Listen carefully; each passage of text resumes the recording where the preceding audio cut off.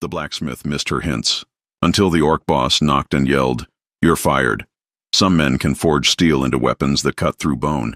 Others can shape iron into gates that hold back armies. But Kale could turn metal into art so delicate it made grown warriors weep, and he was still too blind to see a woman's heart, even when she laid it at his feet like an offering. The Forge of Singing Steel sat at the edge of Thornhaven, a human settlement that had learned to coexist with the orc clans of the Northern Territories after the Treaty of Broken Blades ended 2 decades of war. The forge got its name from the sound Kale's hammer made against the anvil, a clear, ringing note that echoed through the streets like a bell calling the faithful to prayer. Neighbors set their schedules by it. The baker's daughter knew her bread needed to come out when she heard the 7th strike.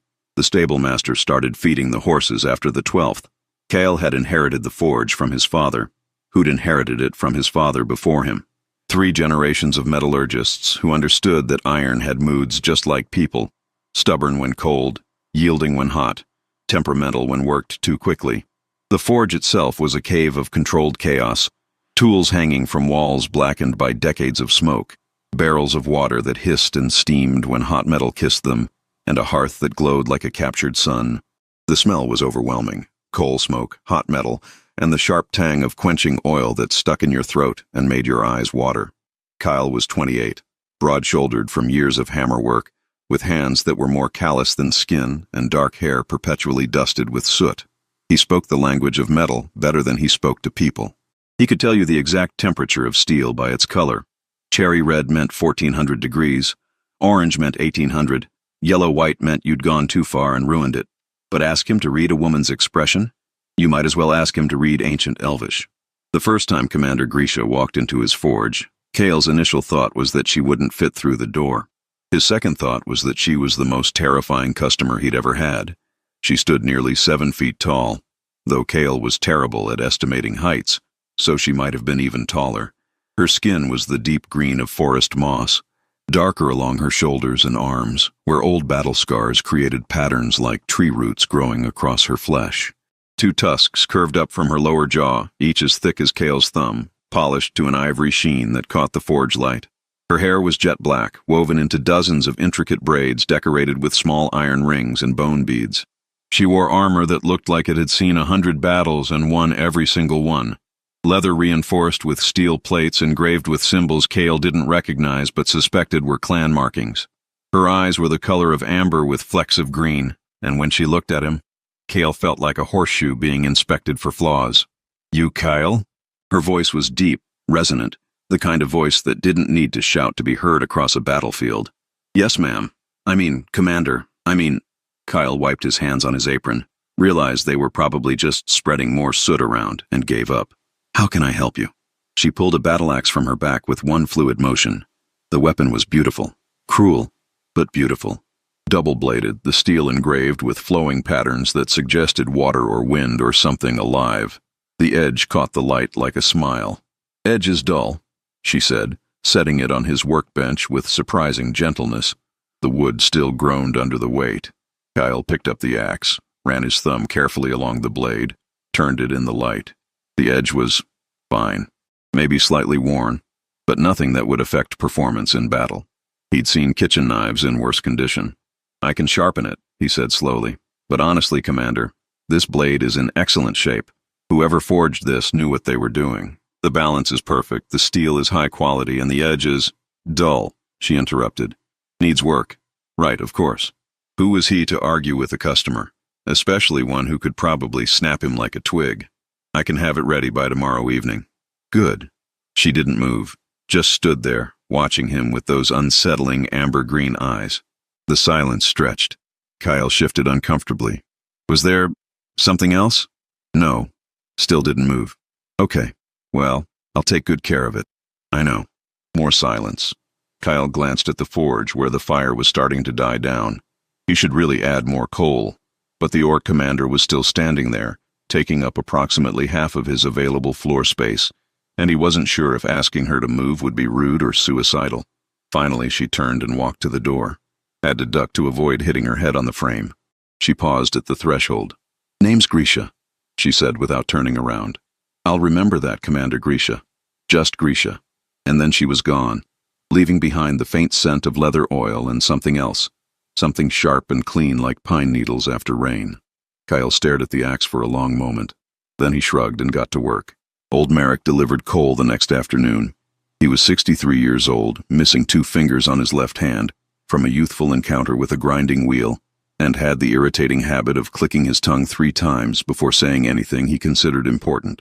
He also considered everything important. Click, click, click. That the Orc commander's weapon? How did you... Cale paused his polishing. How do you know whose weapon this is? Click, click, click. Saw her leaving yesterday. Whole street saw her leaving yesterday. Woman that size, you notice. She coming back for it? This evening, yes. Click, click, click. Interesting.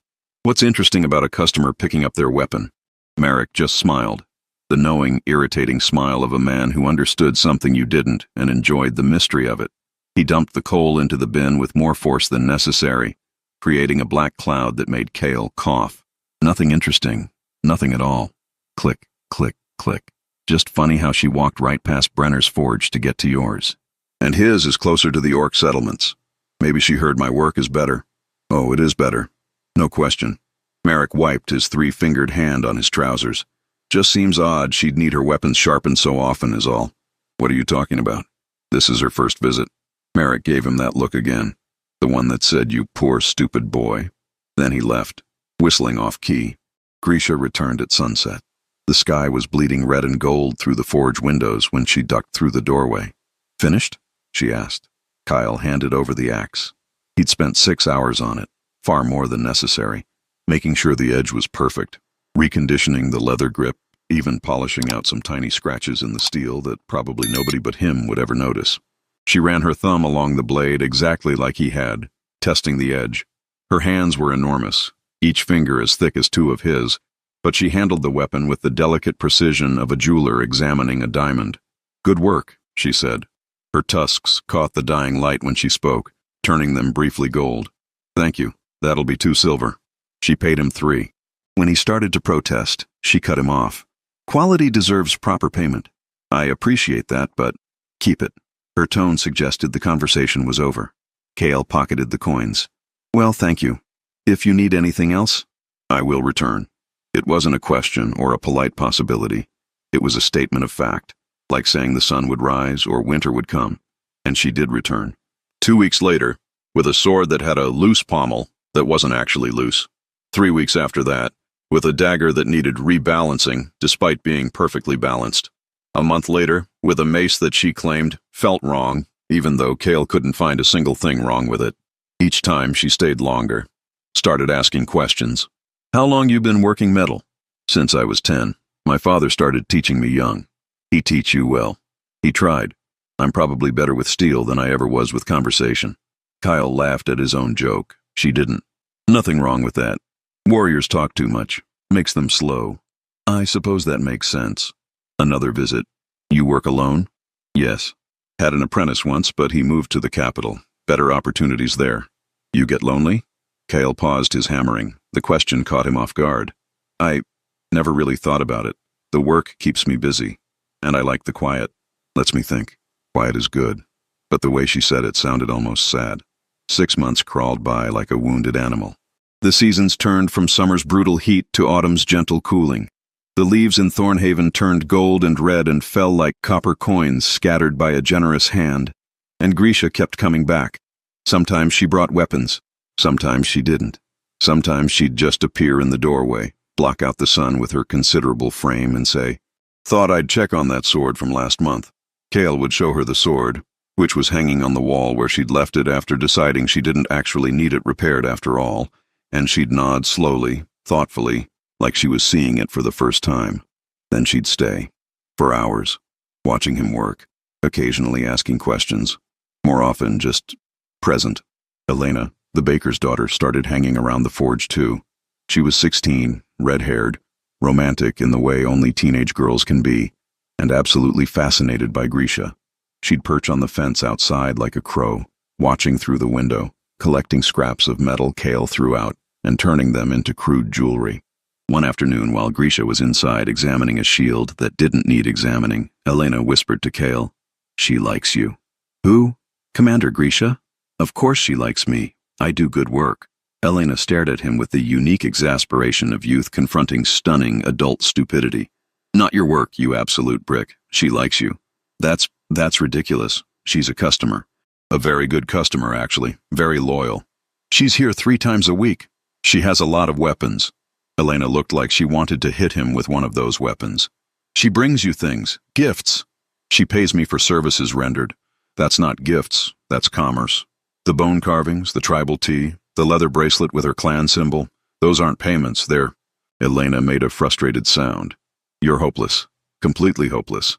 It was true that Grisha had started bringing things that weren't weapons.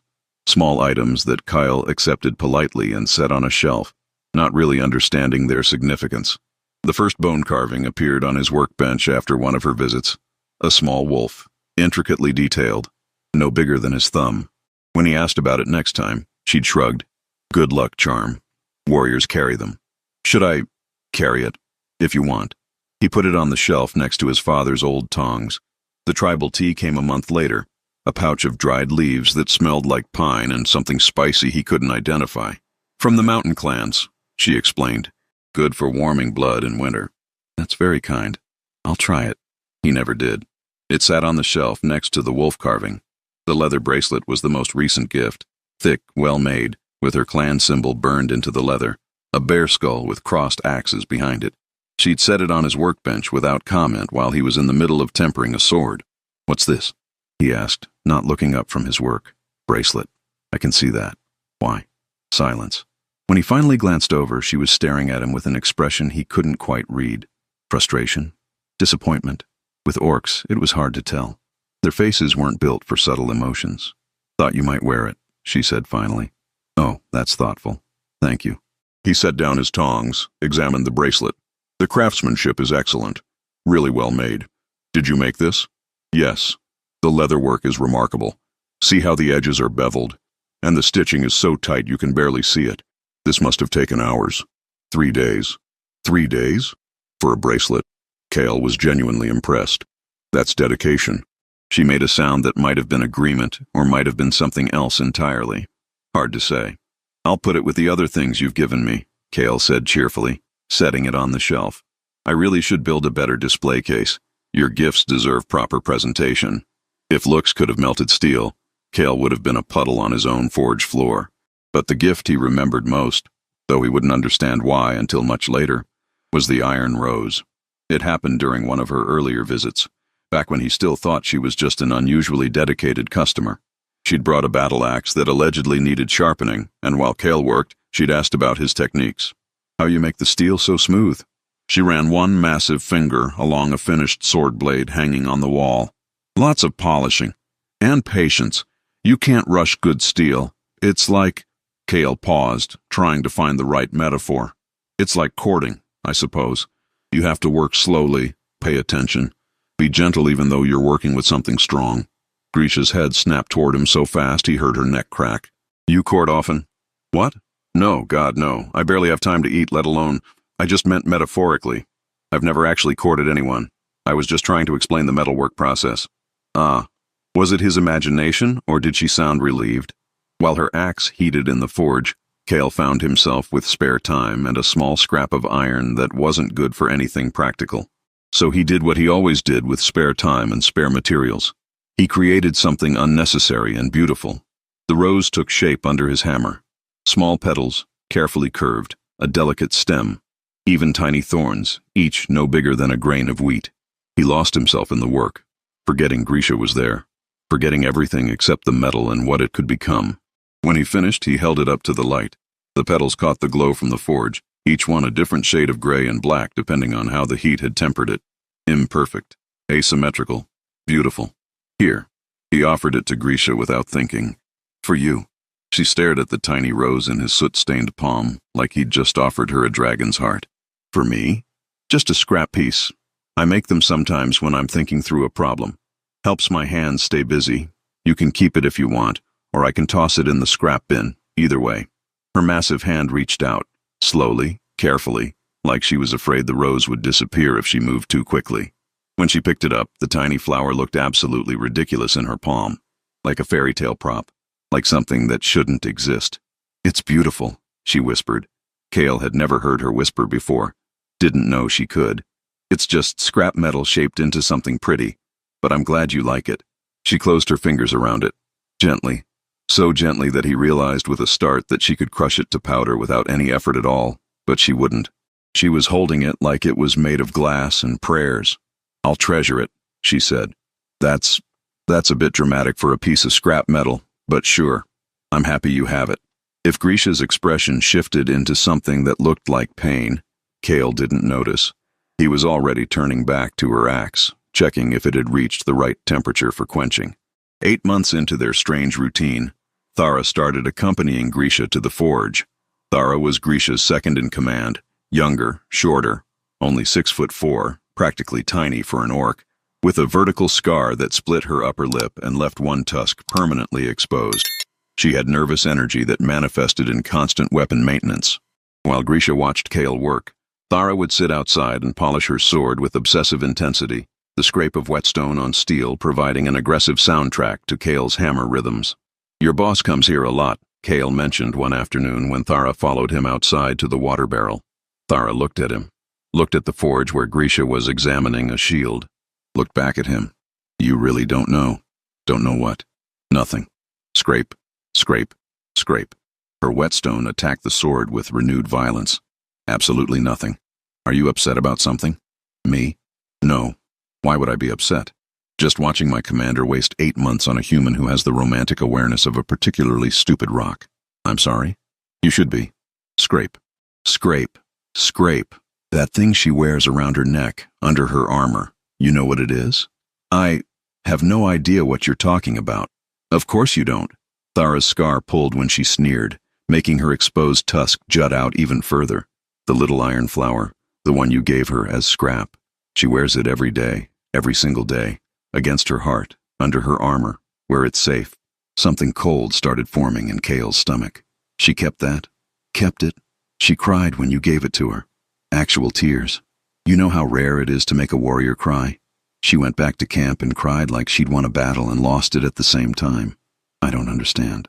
Clearly, Thara stood, sheathing her now overly polished sword. "Let me make it simple. My commander doesn't need weapons sharpened 3 times a week. Her axe was perfect when she brought it to you the first time. The sword didn't have a loose pommel. The dagger didn't need rebalancing. Then why? Because she wanted to see you, you absolute fool." Thara's voice had risen to something close to a shout. "Because she's been courting you for 8 months in the only way she knows how, and you've been treating her like a customer who pays well." The world tilted slightly. Kyle grabbed the water barrel for support. "Courting? But she never said. She brought you clan tea. She gave you her clan bracelet. She carved you a protection wolf with her own hands. These aren't random gifts. They're courtship traditions. Each one is supposed to be a bigger declaration than the last. How was I supposed to know that? Because she lingered. Because she asked about your life. Because she looked at you like you were the only thing in the room worth looking at." Thara was definitely shouting now. "Because any person with eyes and half a brain would have noticed." Kyle's mind was racing, flipping through 8 months of interactions, seeing them all in horrifying new context. The questions, the visits, the gifts, the way she'd watch him work with an expression he'd interpreted as professional interest, but might have been something entirely different. "I have to talk to her," he said. "Good luck with that." Thara mounted her horse, a massive beast that still looked small under her. "She's been trying to talk to you for 8 months. You're terrible at listening." But Kale didn't talk to her. Because he panicked. Because suddenly everything felt different and he didn't know how to act around her anymore. Because the next time she came to the forge, 3 days later, with a spear that felt unbalanced, he couldn't stop stammering like a nervous child. "Commander, Grisha. Hello, welcome, to the forge, which you've been to before. Obviously, many times." She set the spear down, frowning. "You well?" "Me? Yes, fine. Completely fine. Normal. Very normal. How are you?" "Fine." Silence fell like an avalanche. Kyle picked up the spear, put it down, picked it up again. Grisha watched him with increasing concern. "The spear is fine," Kyle blurted. "Like all your weapons. They're always fine. They don't need repair. Thara told me. About the gifts. About the courtship. About everything." Grisha went very, very still. The kind of stillness that predators have right before they strike. I see. I didn't know. I should have known, but I didn't, and I'm sorry, and I don't know what to do with this information, and— Stop talking. He stopped. She stood there, this massive warrior who had faced down armies, looking more vulnerable than he'd ever seen her. Her hands clenched and unclenched at her sides. Her tusks caught the forge light. Her amber-green eyes were bright with something that might have been tears but couldn't be because warriors didn't cry. "You don't feel the same," she said. Not a question, a conclusion. "I don't know what I feel. I work with metal, Grisha. I understand temperatures and carbon content and quenching rates. I don't understand people. I especially don't understand this. Understanding not required." Her voice had gone flat, professional, the voice of a commander giving orders. "Feeling is simple. Either you do or you don't. But I don't know." "Then you don't." She turned toward the door. "I won't return." "Wait. I said I won't return." She didn't look back. "Find another customer for your excellent work, Blacksmith Kale." And she left. The forge suddenly felt enormous and empty, like a cathedral built for a god who'd abandoned it. Kale stood there holding a perfectly balanced spear that had never needed balancing, surrounded by gifts whose significance he'd missed, and understood for the first time that the ringing sound of his hammer might have been the loneliest sound in the world. 1 week passed, then 2, then 3. The forge's rhythm didn't change. Kyle still woke before dawn, still heated the coals, still worked until his arms ached and his eyes burned from smoke. The hammer still sang against the anvil. Same clear note, same perfect pitch. But it felt wrong. Everything felt wrong. Old Merrick noticed first. Click, click, click. "You look like death walked over your grave and decided to move in." "I'm fine." "You're not fine. You look like you're beating that steel like it insulted your mother." Click, click, click. "Orc commander hasn't been around." "No." "You going to tell me why?" "No." Click, click, click. "You're an idiot." "Probably." Merrick dumped the coal with enough force to create a black cloud that covered half the forge. When Kale stopped coughing, the old man was already gone. Elena was less tactful. She stormed into the forge one afternoon, all righteous 16-year-old fury, and announced, "You broke her heart." "I didn't mean to." "Do you think that matters? Do you think intentions mean anything when you've crushed someone who probably hasn't let herself be vulnerable in her entire adult life? She'll be fine. She's a warrior. She's strong. Strong people break too. They just break quieter." Elena picked up the wolf carving from the shelf. "Do you even know what this means in orc culture? It's a promise of protection. When someone gives you this, they're saying, 'I'll keep you safe from the world.' She wanted to protect you. I don't need protection. Everyone needs protection sometimes. Everyone needs someone who looks at them and thinks, 'I'd fight the world for this person.' And you had that. Someone who'd carved you a promise with her own hands, and you put it on a shelf like it was a paperweight." Elena shoved the wolf carving back among the other forgotten gifts and left, slamming the door hard enough to make the walls shake. Kale stood in the ringing silence, looking at the shelf, the wolf, the tea, the bracelet, the empty space where Grisha used to stand, taking up half the room and all the air, and somehow making the forge feel less lonely instead of more crowded. He picked up the bracelet, examined it in the dying afternoon light. 3 days of work, she'd said.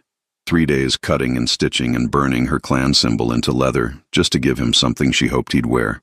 He put it on. It fit perfectly. A month after Grisha stopped coming, Kale stopped sleeping. He'd lie in the small room above the forge, staring at the ceiling, replaying conversations, seeing them differently now, understanding too late. "You get lonely?" She'd been asking if he wanted company. "Thought you might wear it." She'd been asking him to show the world he was claimed. Protected.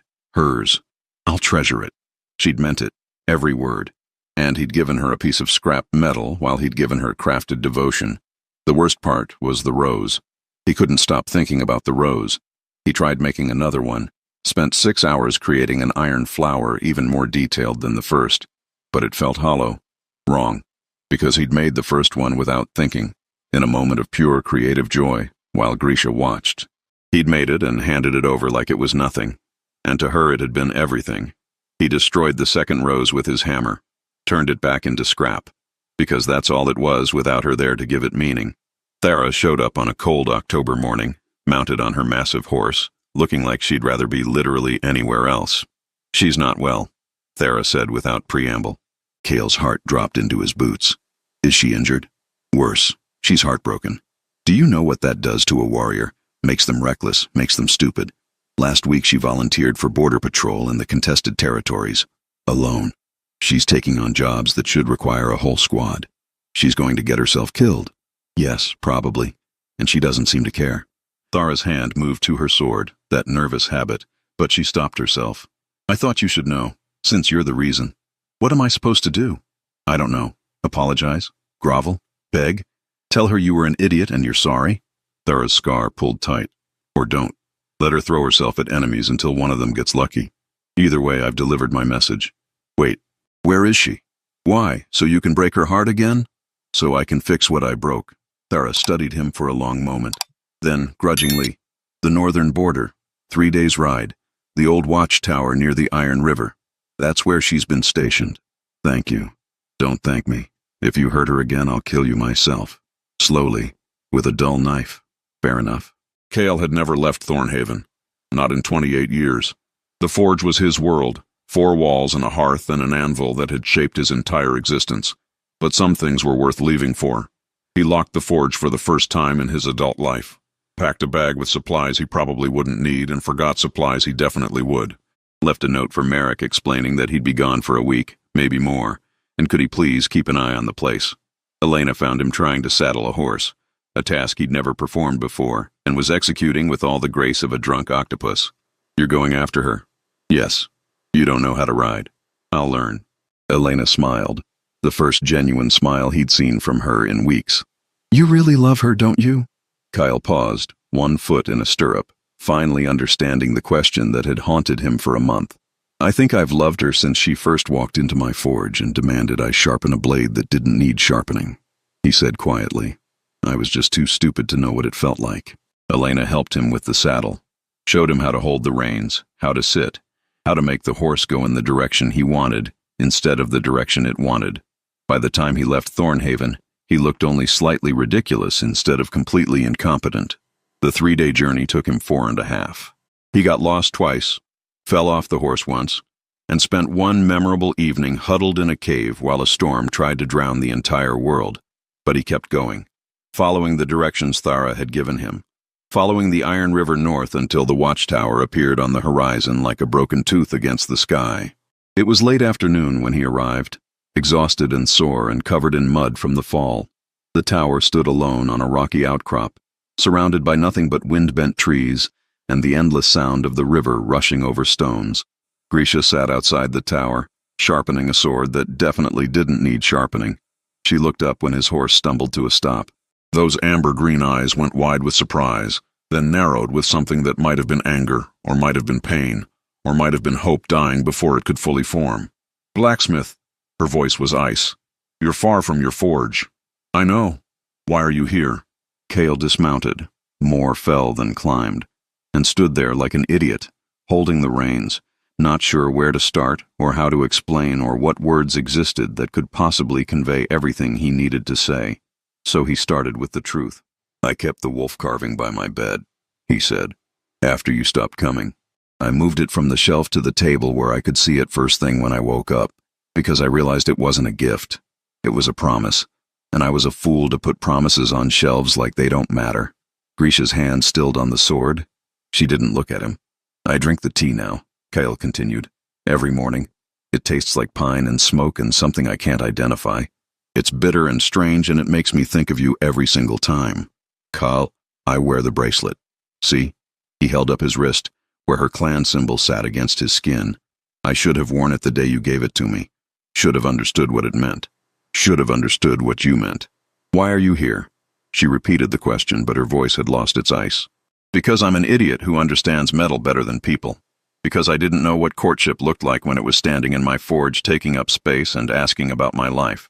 Because I gave you a scrap metal rose and didn't realize I was giving you my heart. Silence. The river rushed. The wind moved through the trees. Grisha's hands trembled. Just slightly, barely visible. But Cale had spent 8 months learning to notice the small things about her. Too late. Always too late. You don't mean that, she said finally. I rode for 4.5 days to tell you I mean it more than I've meant anything in my life. You fell off your horse. She gestured at the mud covering his left side. Only once. You don't know how to ride. I learned. Badly, but I learned. Why? The question came out broken, vulnerable. Why now? Why after all this time would you? Because I miss you. The words came out simple and devastating. Because the forge is empty without you. Because every time I hear the hammer ring against the anvil, I remember that's when you'd look up and smile. Because I spent 8 months taking you for granted, and 1 month understanding what it feels like to lose something precious. Grisha stood, all 7 feet of her, armored and scarred and terrifying and beautiful. She could have killed him with one hand, could have thrown him off the cliff into the river, could have laughed at his mud-covered, pathetic attempt at a grand gesture. Instead, she reached into her armor and pulled out a chain. At the end of it hung a tiny iron rose, slightly bent, precious beyond measure. I thought about throwing it in the river 100 times, she whispered. Every time it hurt to look at it. Every time I remembered you called it scrap. It wasn't scrap, it was never scrap. Kyle took a step closer. She didn't move away. I made it while you were there because something about your presence made me want to create beautiful things. I gave it to you because even then, before I understood anything, I wanted you to have something made just for you. You said it was nothing. I'm an idiot. We've established this. You are. But the corners of her mouth twitched. Almost a smile. Coming all this way. Can't even ride a horse properly. I'd walk back if the horse died. I'd crawl if my legs broke. I'd drag myself through snow and mud and every impossible mile between here and Thornhaven if it meant I could tell you one more time. I'm sorry. I'm sorry I was blind. I'm sorry I wasted 8 months of courtship not understanding I was being courted by someone extraordinary. I'm sorry. She kissed him, or tried to. The height difference made it complicated. She had to bend down while he stood on his toes, and even then it was awkward and weird, and her tusks bumped his cheek and his nose bent against her face. It was the best moment of his entire life. When they broke apart, she was crying, actually crying. Tears running down green cheeks, catching in the edges of her tusks, glittering like diamonds in the fading light. I thought I'd lost you, she said. You never had me to lose. I had to figure out I was already yours. They sat together on the rocks as the sun set over the iron river. Grisha's hand completely engulfed Kale's, warm and rough and perfect. She told him about 8 months of hope and frustration. He told her about 1 month of realization and regret. What happens now? She asked as stars began appearing in the darkening sky. I don't know, Kyle admitted. I've never done this before. Any of this. Neither have I. She squeezed his hand gently, so gently, always afraid her strength would hurt him. But we figure it out together. Yes? Yes. They rode back to Thornhaven together, Kyle on his horse, Grisha on hers, moving slowly because Kyle still didn't really know how to ride and Grisha refused to leave him behind. The journey took 6 days, the longest, best 6 days of Kyle's life. When they arrived back at the forge, Elena and old Marek were waiting outside. Elena squealed like she'd witnessed a miracle. Marek just clicked and said, About damn time. A year passed like water flowing over stones, constant, shaping everything it touched. Grisha moved into the room above the forge. Had to duck for every doorway. Couldn't fit in Kale's old bed, so they built a new one together. Left weapons leaning against walls because she could never be fully unarmed, and he learned that was okay. She still brought him weapons. But now, when she set a sword on his workbench and said, needs sharpening, he'd test the edge, look at her with mock seriousness, and reply, this blade is perfect and you know it. And she'd smile, that rare, precious smile that she saved only for him, and say, just wanted excuse to watch you work.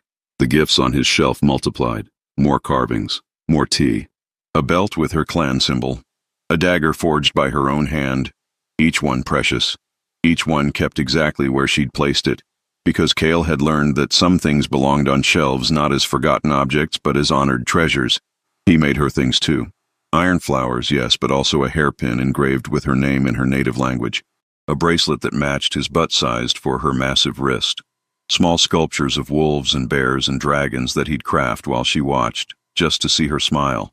They fought sometimes, about stupid things, about serious things, about the fact that she'd volunteer for dangerous missions without telling him, or that he'd work himself to exhaustion and forget to eat. But they'd learned how to fight like they'd learned how to love. Messily, honestly, with the understanding that some things were worth the struggle. Old Marek officiated their bonding ceremony. Click, click, click. Never thought I'd see the day a human married an orc, but here we are. Strange world. Beautiful, though. Elena cried through the entire event. Happy tears. The kind of tears romantics cry when they watch impossible love become possible. Thara stood as Grisha's witness, still clicking her tongue in exasperation, but unable to hide her smile. You better take care of her, Blacksmith. She's worth 20 of you. I know, Kale said. I'll spend the rest of my life being worth one of her. The forge changed, became louder, warmer, fuller. Became a place where two worlds met and merged and created something new. Human customers still came. Orc warriors started coming too, drawn by Grisha's presence and Kale's reputation. The Forge of Singing Steel became the Forge of Two Hearts, though the name never officially changed. It didn't need to.